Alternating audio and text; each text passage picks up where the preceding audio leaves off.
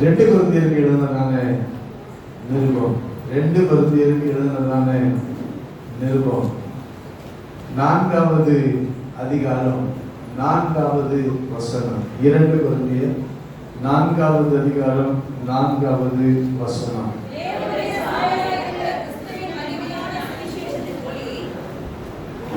தேவனுடைய சாயலாய் இருக்கிற கிறிஸ்துவின் மகிமையான சுவிசேஷத்தின் ஒளி அவிசுவாசிகளாகிய அவர்களுக்கு பிரகாசமாய் இராதபடிக்கு இப்பிரபஞ்சத்தின் தேவனானவன் அவர்களுடைய மனதை குருடாக்கினான்.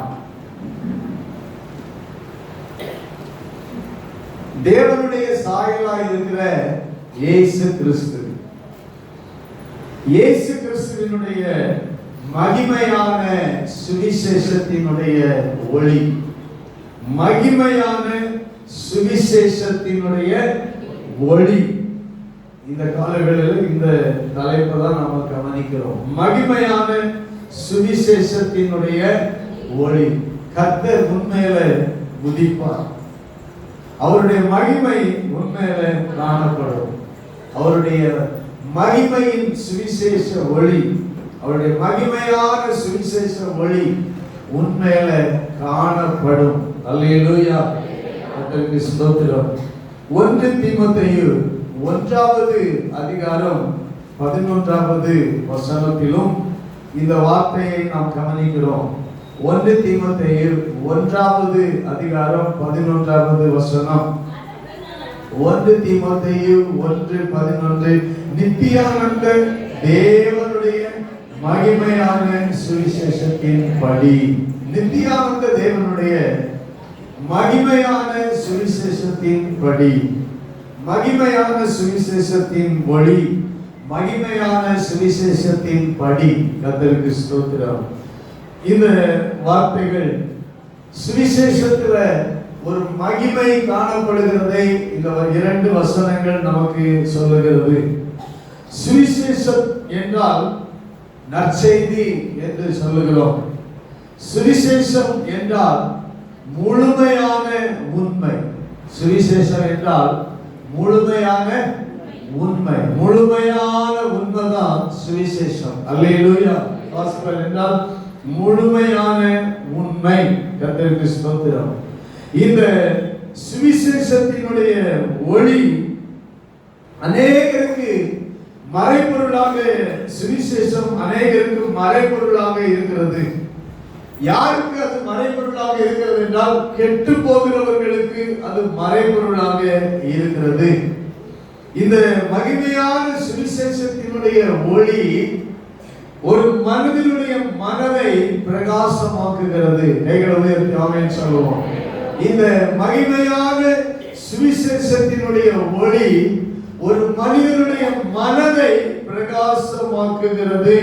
சுவிசேஷம் மனதை பிரகாசமாக்கும். சுவிசேஷம் ஸ்தோத்திரம் ஒரு மனிதனை பிரகாசம் உள்ளவனாக மாற்றும். அல்லேலூயா, அல்லேலூயா. இருளாயிருக்கிற மனிதனுடைய மனதை பிரகாசமாக்குகிறதா மகிமையான சுவிசேஷத்தின் ஒளியாக இருக்கிறது. இன்றைக்கு அவிசுவாசிகளுக்கு இது பிரகாசமாய் இருக்கக்கூடாது என்று பிசாசானவன் அவர்களுடைய மனதை என்ன செய்திருக்கிறானா, குருடாக்கி இருக்கிறான் என்று அப்போஸ்தலனாகிய பவுல் எழுதுகிறார். தேவனுடைய பிள்ளைகளுடைய மனதை இன்றைக்கு அது பிரகாசமாக்கி இருக்கிறது. ஹல்லேலூயா. இந்த உலகத்திலே அநேகருடைய மனம் குருடாக்கப்பட்டிருக்கிறபடியால இந்த வெளிச்சத்தை, இந்த சுவிசேஷத்தின் மகிமையான ஒளியை அவர்களால் காண முடியவில்லை. நம்முடைய மனதை ஆண்டவர் இன்றைக்கு அவர் பிரகாசமாக்கி இருக்கிறார். அவருடைய வெளிச்சம் நம்மை சந்தித்து இருக்கிறது. இந்த கிறிஸ்துவினுடைய மகிமையான சுவிசேஷத்தினுடைய ஒளி இன்றைக்கு நம்மை மாற்றி இருக்கிறது. ஹல்லேலூயா. இருண்ட இந்த இந்திய தேசத்துல இருண்ட வாழ்க்கையை மாற்றினது சுவிசேஷத்தினுடைய தீபம். அல்லேலூயா. சுவிசேஷத்தின் ஒளிதான் இந்தியாவுல எந்த வந்ததும் அன்றைக்கு நம்முடைய இந்திய தேசம் ஸ்தோத்திரம் இருள்ல இருந்து ஒரு வெளிச்சத்துக்குள்ள ஆண்டவர் நம்மை கொண்டு வந்திருக்கிறார். அல்லேலூயா. இருளான மனிதனுடைய வாழ்க்கை ஸ்தோத்திரம், நம்ம எல்லாரும் அந்தகாரமாக இருந்தோம். நாம் அந்தகாரமாக இருந்த நம்முடைய வாழ்க்கை இன்னைக்கு வெளிச்சமாக மாறி இருக்கிறதுக்கு ஒரே காரணம் சுவிசேஷம் நமக்கு அறிவிக்கப்பட்டது. அல்லேலூயா. மகிமையான சுவிசேஷத்தின் ஒளி நமக்குள்ள வந்தது. எனவே இன்றைக்கு நாம் பிரகாசமாக்கப்பட்டு இருக்கிறோம். சுவிசேஷம் என்று சொன்னாலே யாரை காண்பிக்கிறது என்றால் நம்முடைய ஆண்டவராகிய இயேசு கிறிஸ்துவை தான் காண்பிக்கிறது. அல்லேலூயா. ஆமென். அவர்தான் முழுமையான உண்மை. இயேசு கிறிஸ்து ஒருவர் தான் முழுமையான உண்மை. இயேசு கிறிஸ்து ஒருவர் தான் சுவிசேஷம். அல்லேலூயா. ஸ்தோத்திரம் உண்டாவதாக. 4 சுவிசேஷங்களை இந்த புதிய ஏற்பாட்டில் பார்க்கிறோம். மத்தேயு, மார்க்கு, லூக்கா, யோவான். இந்த 4 அப்போஸ்தலர்கள், சீஷர்கள் இந்த சுவிசேஷத்தை எழுதி இருக்கிறார்கள். இந்த 4 சுவிசேஷங்களும் இயேசு கிறிஸ்துவினுடைய வாழ்க்கையையும் உபதேசத்தையும் பற்றி இருக்கிறது. ஆமென். ஆண்டவர் இயேசு கிறிஸ்துவினுடைய கவனிங்கள். ஆண்டவர் இயேசு கிறிஸ்துவினுடைய வாழ்க்கை, ஆண்டவர் இயேசு கிறிஸ்துவினுடைய உபதேசங்கள், இவைகள் தான் சுவிசேஷங்கள். அல்லேலூயா. இவைகள் தான் சுவிசேஷம். இயேசு கிறிஸ்துவை பற்றியதுதான் சுவிசேஷம். இந்த சுவிசேஷங்கள் புஸ்தகங்களை நாம் வாசிக்கும் பொழுது இயேசு கிறிஸ்துவை குறித்து நாம் அறிந்து கொள்கிறோம். கர்த்தருடைய நாமம் மகிமைப்படுவதாக. அல்லேலூயா. ஸ்தோத்திரம். மார்க்கு 1வது அதிகாரம் 1வது வசனத்துல எழுதி இருக்கிறது. மார்க்கு 1வது அதிகாரம் 1வது வசனம், தேவனுடைய குமாரனாகிய இயேசு கிறிஸ்துவினுடைய சுவிசேஷத்தின் ஆரம்பம். தேவனுடைய குமாரனாகிய இயேசு கிறிஸ்துவினுடைய சுவிசேஷத்தின் ஆரம்பம். இயேசு கிறிஸ்துவினுடைய சுவிசேஷத்தின் ஆரம்பத்தை தான் மார்க்கு இதுல எழுத ஆரம்பிக்கிறார். இயேசு கிறிஸ்துவை குறித்த சுவிசேஷம் இந்த 1வது அதிகாரத்துல ஆரம்பிக்கிறது, 16வது அதிகாரத்துல முடிகிறது. ஸ்தோத்திரம் உண்டாவதாக. ஆமென். ஹல்லேலூயா. மார்க்கு 1வது அதிகாரம் 14-15வது வசனத்துல பார்க்கிறோம். யோவான் காவலில் வைக்கப்பட்ட பின்பு இயேசு கலிலேயாவில் வந்து தேவனுடைய ராஜ்யத்தின் சுவிசேஷத்தை பிரசங்கித்து காலம் நிறைவேறிற்று, தேவனுடைய ராஜ்யம் சமீபமாயிற்று, மனம் திரும்பி சுவிசேஷத்தை விசுவாசியுங்கள் என்றார். அல்லேலூயா. இருளில் இருக்கிற ஜனங்களுக்கு ஒரு பெரிய வெளிச்சம் உதித்தது. அல்லேலூயா. இயேசுவினுடைய சுவிசேஷம் தான் இயேசு கிறிஸ்து இவர் பிரசங்கம் பண்ண ஆரம்பித்தார். தேவனுடைய ராஜ்யத்தினுடைய சுவிசேஷத்தை அவர் பிரசங்கம் பண்ணினார். ஹல்லேலூயா. தேவ சுவிசேஷம் என்பது இயேசுவை பற்றியது, சுவிசேஷம் என்பது தேவனுடைய ராஜ்யத்தை பற்றியது. ஹல்லேலூயா. ஆமென். ஸ்தோத்திரம் உண்டாவதாக. இந்த தேவனுடைய ராஜ்யத்தினுடைய சுவிசேஷம் இயேசு கிறிஸ்துவை அவர் பிரசங்கம் பண்ணின பொழுது அவர் சொன்னார், தேவனுடைய ராஜ்யம் சமீபமாயிற்று, காலம் நிறைவேறிற்று. ஹல்லேலூயா. காலம் நிறைவேறிற்று. காலம் நிறைவேறிற்று. இந்த உலகத்துல மனிதனுக்காக மீட்பின் காலம் நிறைவேறினது, ரட்சிப்பின் காலம் நிறைவேறினது. ஹல்லேலூயா. தேவனுடைய திட்டத்தின் காலம் நிறைவேறினது. இந்த உலகத்துல மேசியா வருவார் என்கிற அந்த காலம் நிறைவேறியது. ஹல்லேலூயா. ஆமென். இந்த உலகத்தின் இருள் நீங்குகிற காலம் நிறைவேறினது. ஹல்லேலூயா. ஸ்தோத்திரம். இருண்ட காலம் நிறைவேறி ஒரு வெளிச்சத்தின் காலம் நிறைவேறுகிறதாய் மாறுகிறது. ஹல்லேலூயா. ஆமென். காலம் நிறைவேறிற்று, வெளிச்சம் வந்துவிட்டது. ஆமென். கைகளை உயர்த்தி அல்லேலூயா சொல்லுவோமா. ஆமென். சுவிசேஷம் வந்துவிட்டது. ஹல்லேலூயா. ஆமென். தேவனுடைய ராஜ்யம் சமீபமாயிற்று. மனிதர்களுக்கு தூரமாயிருந்த அந்த தேவனுடைய ராஜ்யம் அவர்களுக்கு மத்தியில் சமீபமாய் வந்துவிட்டது. ஹல்லேலூயா. இயேசு கிறிஸ்து அவர்களுடைய மத்தியில வந்தார். அல்லேலூயா. அந்த உலகத்துல வந்தார். அதனால தான் சொன்னார், தேவ காலம் நிறைவேறிச்சு, தேவனுடைய ராஜ்யம் சமீபமாயிற்று, மனம் திரும்பி சுவிசேஷத்தை விசுவாசியுங்கள், சுவிசேஷத்தை விசுவாசியுங்கள். அல்லேலூயா. சுவிசேஷத்தை விசுவாசியுங்கள். ஒவ்வொருவரும் சுவிசேஷத்தை விசுவாசிக்கணும். அப்படின்னா எது சுவிசேஷம்? என்ன விசுவாசியுங்கள் என்று சொன்னார். அல்லேலூயா. ஆமென். யாரை விசுவாசிக்கணும்? சுவிசேஷத்தை. சுவிசேஷம் யாரு? இயேசு கிறிஸ்து. இயேசு கிறிஸ்துவை என்னை விசுவாசியுங்கள் என்று ஆண்டவர் இயேசு கிறிஸ்து சொன்னார். அல்லேலூயா. கர்த்தருடைய நாமம் மகிமைப்படுவதாக. அல்லேலூயா. ஸ்தோத்திரம் உண்டாவதாக. இயேசு கிறிஸ்துவை விசுவாசிக்க ஆண்டவர் அழைத்தார். ஸ்தோத்திரம். இன்றைக்கும் இந்த தேவ ராஜ்யம் சுவிசேஷமாக அறிவிக்கப்பட்டு கொண்டே இருக்கிறது. லூக்கா 16வது அதிகாரம் 16வது வசனத்துல நாம் பார்க்கிறோம். லூக்கா 16வது அதிகாரம் 16வது வசனம். நியாயப்பிரமாணமும் தீர்க்க தரிசன வாக்கியங்களும் யோவான் வரைக்கும் வழங்கி வந்தது. அது முதல் தேவனுடைய ராஜ்யம் சுவிசேஷமாய் அறிவிக்கப்பட்டு வருகிறது. யாவரும் பலவந்தமாய் அதில் பிரவேசிக்கிறார்கள். ஆண்டவருடைய ராஜ்யம் இன்றைக்கு சுவிசேஷமாய் இயேசுவின் மூலம் அறிவிக்கப்பட்டது. யாவரும் பலவந்தமாய் அதில் பிரவேசிக்கிறார்கள். அல்லேலூயா. ஆண்டவருடைய ராஜ்யத்துக்குள்ள பிரவேசிக்கணும்னா என்ன தேவை? பலவந்தம் தேவை. அல்லேலூயா.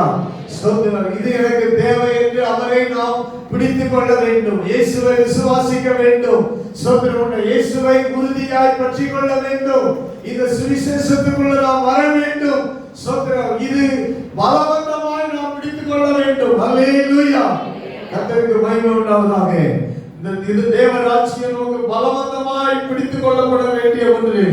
எனவே இயேசு கிறிஸ்து தேவ ராஜ்யத்தை குறித்து அறிவித்தார். சுவிசேஷமாய் வந்தார். சுவிசேஷத்தை அறிவித்தார். அல்லேலூயா. கர்த்தருக்கு ஸ்தோத்திரம். எல்லாருக்கும் சுவிசேஷம் அன்றைக்கு அறிவிக்கப்பட்டது. ஆமென். அல்லேலூயா. ஸ்தோத்திரம். இயேசு வந்த நோக்கத்தை மத்தேயு 11:5 நாம் பார்க்கிறோம். மத்தேயு 11வது அதிகாரம் 5வது வசனத்தில் இயேசு கிறிஸ்து சொல்கிறார், தரித்திரருக்கு சுவிசேஷம் அறிவிக்கப்படுகிறது. யாருக்கு சுவிசேஷம் அறிவிக்கப்படுகிறது? தரித்திரருக்கு சுவிசேஷம் அறிவிக்கப்படுகிறது. லூக்கா 4:18 அதைத்தான் சொன்னார். ஏசாயா 61வது அதிகாரம் 1வது வசனத்தில் எழுதியிருக்கிறது. தீர்க்க தரிசனமாக ஏசாயா 61:1 நமக்கு தெரியும். கர்த்தராகிய தேவனுடைய ஆவியானவர் என் மேல இருக்கிறார், சிறுமைப்பட்டவர்களுக்கு சுவிசேஷத்தை அறிவிக்க கர்த்தர் என்னை அபிஷேகம் பண்ணினார். சிறுமைப்பட்டவர்களுக்கு சுவிசேஷத்தை அறிவிக்க இயேசு கிறிஸ்து இந்த உலகத்துக்கு வந்தார். ஆமென். அல்லேலூயா. சிறுமைப்பட்டதான் புதிய ஏற்பாட்டில் தரித்திரர் என்று எழுதப்பட்டிருக்கிறது. சிறுமைப்பட்டவர்கள், பாவத்தினால சிறுமைப்பட்டவர்கள், வியாதியினால சிறுமைப்பட்டவர்கள், ஸ்தோத்திரம் உண்டாதாக வாழ்க்கையில ஸ்தோத்திரம் சாத்தானால சிறுமைப்பட்டவர்கள், இப்படி சிறுமைப்பட்டவர்களுக்கு சுவிசேஷம் அறிவிக்கப்பட்டது. சிறுமை மாறினது. அல்லேலூயா. ஸ்தோத்திரம். ஆமென். சிறுமையை ஆண்டவர் மாற்றினார். வெளிச்சத்துக்குள் அவர்களை கொண்டு வந்தார். ஆசீர்வாதத்துக்குள் அவர்களை கொண்டு வந்தார். இந்த காலவேளையில ஸ்தோத்திரம் தரித்திரருக்கு சுவிசேஷத்தை அறிவிக்க இயேசு கிறிஸ்து வந்தார். இன்றைக்கு அவர் கடைசியா சொன்னது என்ன என்பதை மாத்திரம் சொல்லுகிறேன். ஸ்தோத்திரம். மார்க்கு 13வது அதிகாரம் 10வது வசனம். மார்க்கு 13:10. சகல ஜாதிகளுக்கும் முந்தி பிரசங்கிக்கப்பட வேண்டும். சகல ஜாதிகளுக்கும் சுவிசேஷம் முந்தி பிரசங்கிக்கப்பட வேண்டும். சகல ஜாதிகளுக்கும் சுவிசேஷம் முந்தி பிரசங்கிக்கப்பட வேண்டும். ஆண்டவர் இயேசு கிறிஸ்துவினுடைய வருகைக்கு முன்பாக, இரண்டாவது வருகைக்கு முன்பாக எல்லா தேசத்தாருக்கும் எல்லா ஜாதிகளுக்கும் சுவிசேஷம் முந்தி பிரசங்கிக்கப்பட வேண்டும். இயேசு கிறிஸ்துவை குறித்து எல்லா ஜாதிகளுக்கும் பிரசங்கிக்கப்பட வேண்டும். அதுதான் சுவிசேஷம். அல்லேலூயா, ஆமென். கர்த்தருக்கு ஸ்தோத்திரம். மார்க் 16வது அதிகாரம் 15வது வசனத்தில் ஆண்டவர் இயேசு கிறிஸ்து அவர் கடைசியா சொன்னார், நீங்கள் உலகமெங்கும் போய் சர்வ சிருஷ்டிக்கும் சுவிசேஷத்தை பிரசங்கியுங்கள் என்று சொன்னார். சர்வ சிருஷ்டிக்கும் சுவிசேஷத்தை பிரசங்கியுங்கள். அல்லேலூயா. எல்லாரும் சொல்லுங்க, இயேசுவினுடைய இறுதி கட்டளை என்ன? ஆண்டவர் இயேசு கிறிஸ்து சுவிசேஷத்தை பிரசங்கம் பண்ணார். அவருடைய இறுதி கட்டளை என்ன? சபைக்கு நீங்கள் உலகமெங்கும் போய் சர்வ சிருஷ்டிக்கும் சுவிசேஷத்தை பிரசங்கியுங்கள். சர்வ சிருஷ்டிக்கும் சுவிசேஷத்தை பிரசங்கியுங்கள் என்று சொன்னார். கர்த்தருக்கு ஸ்தோத்திரம். அதான் அப்போஸ்தலர்கள் சீஷர்கள் எல்லாரும் சுவிசேஷத்தை பிரசங்கித்தார்கள். ஆமென், அல்லேலூயா. கர்த்தருக்கு ஸ்தோத்திரம். அப்போஸ்தலனாகிய பவுல் சுவிசேஷத்தை பிரசங்கித்தார். ரோமர் 15வது அதிகாரத்துல 19வது வசனத்துல பவுல் சொன்னார், இப்படி எருசலேம் துவக்கி சுற்றிலும் இல்லிரிக்கும் தேசம் வரைக்கும் கிறிஸ்துவின் சுவிசேஷத்தை பூரணமாய் பிரசங்கித்திருக்கிறேன் என்று அவர் எழுதுகிறார். எருசலேமில் ஆரம்பிச்சு இல்லிரிக்கும் தேசம் வரைக்கும் கிறிஸ்துவினுடைய சுவிசேஷத்தை பூரணமாய் நான் பிரசங்கித்து இருக்கிறேன். 21வது வசனத்துல கர்த்தருக்கு ஸ்தோத்திரம் உண்டாவதாக, நாம் மற்றவர்களுடைய அஸ்திபாரத்தின் மேல் கட்டாதபடிக்கு கிறிஸ்துவின் நாமம் சொல்லப்பட்டிராத இடங்களில் சுவிசேஷத்தை அறிவிக்கும்படி நான் இருக்கிறேன். அல்லேலூயா. எங்கெல்லாம் இயேசுவின் நாமம் சொல்லப்படலையோ அந்த இடத்துல தான் இயேசுவின் நாமத்தை நான் ஸ்தோத்திரம் உண்டாவதாக நாடுகிறேன், அறிவிக்க நாடுகிறேன் என்று பவுல் எழுதுகிறார். அல்லேலூயா. ஸ்தோத்திரம். இயேசுவின் நாமம் சொல்லப்படாத இடத்துல எல்லாம் இயேசு கிறிஸ்துவின் நாமம் சொல்லப்படணும். அதுதான் சுவிசேஷத்தின் மொழி. அல்லேலூயா. மகிமையான சுவிசேஷத்தின் மொழி எல்லா இடத்திலும் கடந்து செல்லணும். அல்லேலூயா. ஸ்தோத்திரம் உண்டாவதாக. அது இயேசு கிறிஸ்துவின் நாமம் சொல்லப்படாத இடத்துல மகிமை கடந்து செல்லணும். அல்லேலூயா, ஆமென். அந்த இடத்துல மகிமை கடந்து செல்லும் பொழுது ஆண்டவர் உதிக்கும் போது மகிமை அவர்கள் மேல காணப்படும் போது அவர்கள் வெளிச்சத்தின் பிள்ளைகளாக மாறுவார்கள், எழுந்து பிரகாசிக்க ஆரம்பிப்பார்கள். அல்லேலூயா. கர்த்தருடைய நாமம் மகிமைப்படுவதாக. அதே ரோமர் 15வது அதிகாரம் 29வது வசனத்தில் வாசிக்கிறோம், நான் உங்களிடத்தில் வரும்போது கிறிஸ்துவினுடைய சுவிசேஷத்தின் சம்பூர்ணமான ஆசீர்வாதத்தோடு வருவேன் என்று அறிந்திருக்கிறேன். சுவிசேஷத்தினுடைய கிறிஸ்துவின் சுவிசேஷத்துல எது இருக்கிறது? சம்பூர்ணமான ஆசீர்வாதங்கள் இருக்கிறது. ஆமென், அல்லேலூயா. எங்கெல்லாம் சுவிசேஷம் அறிவிக்கப்படுகிறதோ அங்கெல்லாம் சம்பூர்ணமான ஆசீர்வாதம் வருகிறது. அல்லேலூயா, ஆமென். முழுமையான ஆசீர்வாதங்கள் வருகிறது. முழுமையான உண்மை எங்கெல்லாம் அறிவிக்கப்படுகிறதோ அங்கு முழுமையான ஆசீர்வாதம் காணப்படும். அல்லேலூயா, கர்த்தருக்கு ஸ்தோத்திரம். நம்முடைய பட்டணத்துல முழுமையான உண்மை இயேசு கிறிஸ்து ஒருவரே. அல்லேலூயா, ஸ்தோத்திரம் உண்டாவதாக. இந்த முழுமையான உண்மை நம்முடைய கிராமங்களில் ஸ்தோத்திரம் அறிவிக்கப்பட வேண்டியது முழுமையான உண்மை. அல்லேலூயா, ஸ்தோத்திரம் உண்டாவதாக. இது முழுமையான உண்மை அறிவிக்கப்பட வேண்டும். அதுபோலதான் நம்முடைய கிராமத்துக்கு முழுமையான ஆசீர்வாதம் வரும். அல்லேலூயா, கர்த்தருடைய நாமம் மகிமைப்படுவதாக. ஆமென், கர்த்தருக்கு ஸ்தோத்திரம். இன்றைக்கும் ஆண்டவருடைய ஸ்தோத்திரம் இந்த முழுமையான இந்த சுவிசேஷ சம்பூர்ணமான ஆசீர்வாதத்தோட வருவேன் என்று அறிந்திருக்கிறேன் என்று பவுல் சொன்னார். கர்த்தருக்கு ஸ்தோத்திரம். இந்த சுவிசேஷத்தை ஸ்தோத்திரம் உண்டாவதாக. இந்த சுவிசேஷம் என்றால் 2 தீமோத்தேயு 1வது அதிகாரம் 10வது வசனத்துல நாம பார்க்கிறோம். 2 தீமோத்தேயு 1வது அதிகாரம் 10வது வசனத்துல அந்த கிருபை இப்பொழுது வெளிப்படுத்தப்பட்டது. இந்த மரணத்தை பரிகரித்து ஜீவனையும் அழியாமையையும் சுவிசேஷத்தினாலே வெளியரங்கமாக்கினார். ஜீவனையும் அழியாமையையும் சுவிசேஷத்தினாலே வெளியரங்கமாக்கினார். சுவிசேஷம் என்றால் இயேசு கிறிஸ்துன்னு சொன்னார். சுவிசேஷம் என்றால் இயேசு கிறிஸ்துடைய பிறப்பு. அல்லேலூயா. இயேசு கிறிஸ்துடைய சிலுவை மரணம். அல்லேலூயா. சிலுவையில் இயேசு கிறிஸ்து நமக்காக சம்பாதித்த ரட்சிப்பு. ஆமென். இயேசு கிறிஸ்துவினுடைய உயிர்த்தெழுதல், இயேசு கிறிஸ்துவினுடைய இரண்டாவது வருகை நமக்கு இருக்கிற ஒரு மகிமையான நம்பிக்கை. அல்லேலூயா. சுவிசேஷம் இயேசு கிறிஸ்துவுக்குள்ள எல்லா ஒரு மனிதனுடைய வாழ்க்கைக்கு என்னென்ன தேவையோ ஆவிக்குரிய எல்லா காரியங்களும் அந்த சுவிசேஷத்துக்குள்ள ஜீவனையும் அழியாமையும் ஆண்டவர் வெளியரங்கமாக்கி இருக்கிறார். அல்லேலூயா. ஆமென். நமக்கு ஒரு நித்திய ஜீவன் உண்டு, நமக்கு ஒரு நித்திய வாழ்வு உண்டு. அல்லேலூயா. இந்த உலகத்துக்கு அப்பால் ஒரு அழியாமை உண்டு. கைகளை உயர்த்தி ஆமென் சொல்லுவோமா? அல்லேலூயா. ஸ்தோத்திரம். இதெல்லாம் ஆண்டவர் இயேசு கிறிஸ்து வெளியரங்கமாக்கினார். இயேசு மரித்தார், அடக்கம் பண்ணினார்கள், மூன்றாவது நாள் உயிரோட எழுந்தார். ஸ்தோத்திரம். ஜீவனையும் அழியாமையும் வெளியரங்கமாக்கி இருக்கிறார்.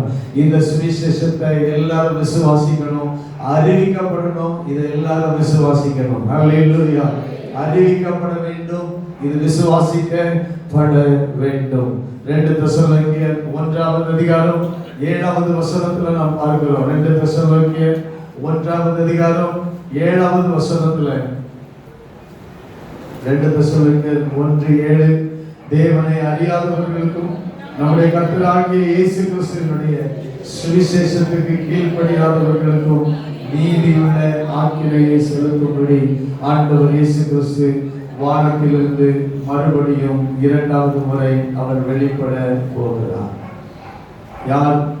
சுவிசேஷத்துக்கு கீழ்ப்படியாதவர்களுக்கு தண்டனை கிடைக்க போகிறது. எனவே இன்றைக்கு சுவிசேஷத்தை அறிவிக்கப்பட வேண்டும், சுவிசேஷத்துக்கு ஜனங்கள் கீழ்ப்படிய வேண்டும் என்றால் இந்த மகிமையான சுவிசேஷத்தின் ஒளியை நாம் அறிவித்தால் மாத்திரமே அந்த ஒளி ஜனங்களுடைய குருடாக்கப்பட்டிருக்கிற இருதயத்தை திறக்கும். கைகளை உயர்த்தி ஆமென் சொல்லுவோம். அல்லேலூயா. சுவிசேஷத்தை அறிவிக்காட்டா ஒளி எங்க போகாது, ஜனங்களுக்குள்ள போகாது. அதான் ஒளியாக இருக்கிறது, வெளிச்சமாக இருக்கிறது. கர்த்தருக்கு மகிமை உண்டாவதாக.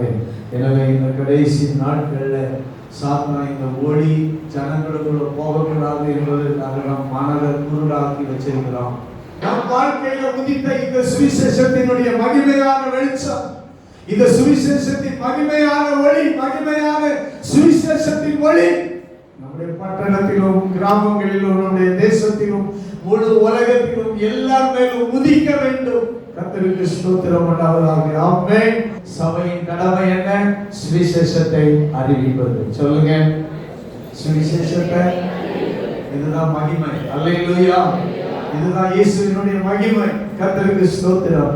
இந்த மகிமையை இன்னைக்கு நாம் அறிவிக்கிறதுக்கு ஒவ்வொரு மேலும் நம்ம மேல விழுந்த கடமையா இருக்கிறது. அல்லேலூயா. சுவிசேஷத்தை நான் அறிவிக்காவிட்டால் எனக்கு ஐயோ என்று பவுல் சொன்னார்.